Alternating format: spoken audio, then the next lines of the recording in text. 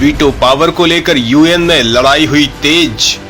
चीन के तर्कों को देश ने फेंका कूड़े के ढेर में, दमदारी से मांग रहा स्थायी सदस्यता का हक।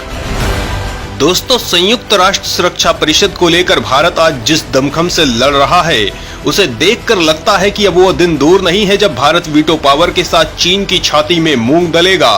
दोस्तों, देश संयुक्त राष्ट्र में स्थायी सदस्यता का हक रखता है और देश का सीधा तर्क है कि संयुक्त राष्ट्र आज के वक्त में पूरी दुनिया का नेतृत्व करने में असफल है और इसे प्रभावी बनाने के लिए जरूरी है कि इसका विस्तार किया जाए। दोस्तों, देश का तर्क ये भी है कि संयुक्त राष्ट्र अगर पूरी दुनिया की भलाई के मकसद से बनाया गया है तो इसका नेतृत्व केवल 5 देशों के पास क्यों है?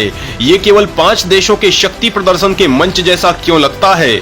आज दुनिया की जरूरतें अलग है, आज एक अलग माहौल है और जब इस संगठन का निर्माण हुआ था उस वक्त दुनिया की जरूरतें अलग थी। इसलिए दुनिया की भलाई के लिए इसमें बदलाव बेहद जरूरी है। भारत इसके लिए न केवल संयुक्त राष्ट्र में मांग कर रहा है बल्कि पूरी दुनिया में जबरदस्त समर्थन तैयार कर रहा है। दोस्तों, लेकिन इस मामले में विदेश मंत्री एस जयशंकर ने जिस तरह का आत्मविश्वास दिखाया है उससे ये तो साफ हो गया है कि देश अब इस मामले में बहुत तेजी से काम कर रहा है और किसी भी तरह से कदम रोकने वाला नहीं है। सवाल उठता है कि आखिर संयुक्त राष्ट्र में स्थायी सदस्य होने के लिए क्या क्या होना जरूरी है? भारत के मामले में क्या रुकावट है? दुनिया भर में देश ने कैसे जुटाया समर्थन? तो दोस्तों, इस बारे में जानने के लिए बने रहिए हमारे साथ आखिरी तक। आतंकियों के समर्थन पर ड्रैगन को लगाई फटकार, ताकत के गलत इस्तेमाल का लगाया बड़ा आरोप, G4 का हिस्सा बनकर मजबूत ढंग से रखी बात। दोस्तों, सुरक्षा परिषद में देश की स्थायी सदस्यता के मामले में सबसे बड़ी रुकावट चीन है, जो किसी भी हालात में एशिया में खुद के अलावा किसी दूसरे के हाथ में ये ताकत नहीं जाने देना चाहता है। इसके लिए वो संयुक्त राष्ट्र में तमाम तर्क देकर देश के खिलाफ माहौल बनाने की कोशिश करता है। लेकिन भारत ने अब चीन की इन करतूतों का खुलकर जवाब देना शुरू कर दिया है और चीन का कच्चा चिट्ठा खोलना भी शुरू कर दिया है। दोस्तों, सवाल उठता है कि देश ने यूएन में चीन को किस बात पर घेरा है? आतंकवाद के मुद्दे ने क्यों पकड़ा तूल? तो दोस्तों, भारत का सीधा आरोप है कि जब किसी आतंकी को अंतर्राष्ट्रीय आतंकी घोषित कराने के लिए प्रस्ताव लाया जाता है तो वीटो की ताकत का उपयोग करके प्रस्ताव को रद्द कर दिया जाता है। लेकिन कभी ये नहीं बताया जाता है कि आखिर यह प्रस्ताव रद्द क्यों किया गया। दोस्तों, कई बार भारत ने पाकिस्तानी आतंकियों के खिलाफ यूएन में प्रस्ताव पेश किया है जिसके खिलाफ चीन ने वीटो का इस्तेमाल किया था। वहीं विदेश मंत्री एस जयशंकर ने खुलकर इस बात को कहा है कि सुरक्षा परिषद में स्थायी सदस्यता के मामले में रुकावट कोई यूरोपीय देश नहीं है। उनका सीधा इशारा चीन की तरफ ही था।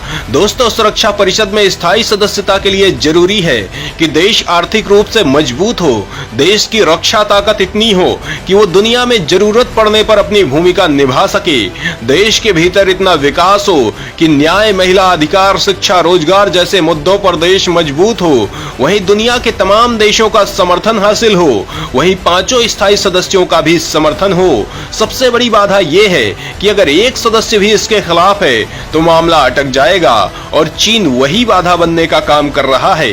भारत ने अपना समर्थन बढ़ाने के लिए दुनिया भर में मुहिम चला रखी है जिसे ज्यादातर देश समर्थन दे रहे हैं। दोस्तों, यही वजह है कि भारत फिलहाल तमाम मुद्दों पर संतुलित रुख अपना रहा है। वो किसी भी पक्ष में एक तरफा रुख नहीं अपना रहा है।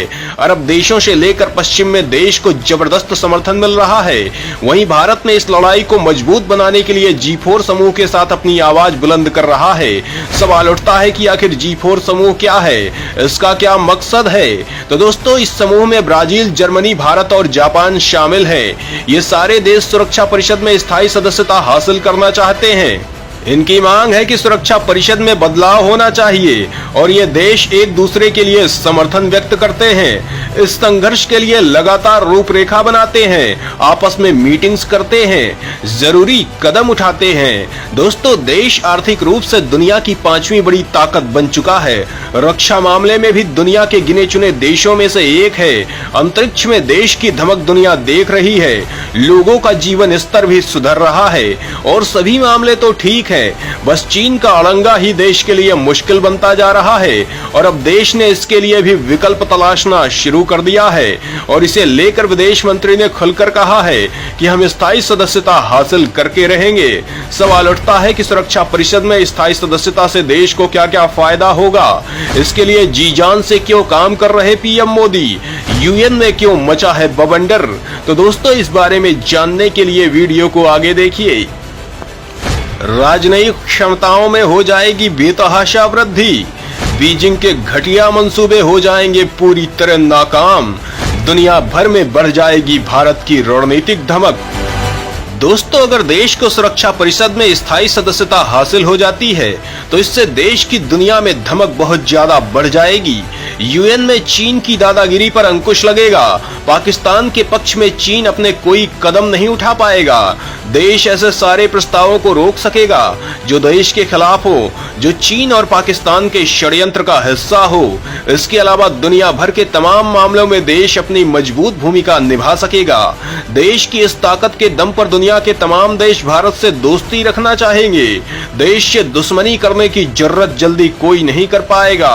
देश एक वैश्विक शक्ति बन जाएगा।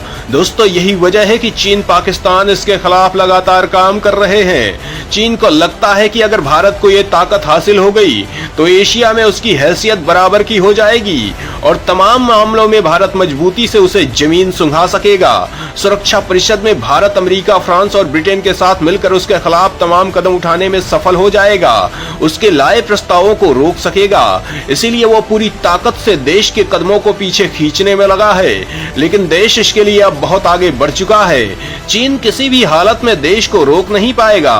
भारत के विदेश मंत्री ने खुलकर कहा है कि देश वीटो पावर और स्थायी सदस्यता हासिल करके रहेगा। कुछ वक्त पहले तक देश तमाम मुद्दों पर ऐसा ही दावा करता रहा और आखिर में उसने करके दिखाया भी है। चाहे वो अनुच्छेद 370 का मामला हो, राम मंदिर का मामला हो, सीएए का मामला हो या 3 तलाक जैसा मुद्दा हो, देश ने ऐसी लंबी लड़ाइयों पर जीत हासिल की है और अब veto power subject of matter है जो खत्म होके रहेगा। सबसे बड़ी बात तो ये है कि देश के चुनावों में इसे मुद्दे की तरह शामिल किया गया है। पीएम मोदी का कहना है कि मजबूत जनमत मिलने पर इस मामले में मजबूती से काम किया जाएगा। इस मामले में आ रही सभी बाधाओं को खत्म करके यूएन में तिरंगा लहराया जाएगा। दुनिया भर की तमाम हस्तियां इसे लेकर भारत का समर्थन कर चुकी है। कुछ वक्त पहले ही एलन मस्क ने इस मामले में देश के पक्ष में बयान दिया था, जिसके बाद अमेरिका ने तुरंत अपना समर्थन दोहराया था। तो दोस्तों, इस बारे में आपका क्या सुझाव है, कमेंट करके जरूर बताएं।